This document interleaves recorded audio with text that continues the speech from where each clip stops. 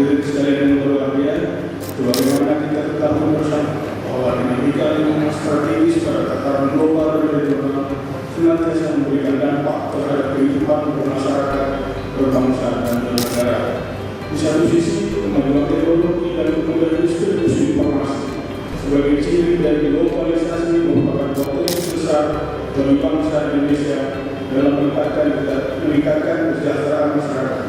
Namun di sisi lain, fenomena ini juga memberikan dampak negatif dengan munculnya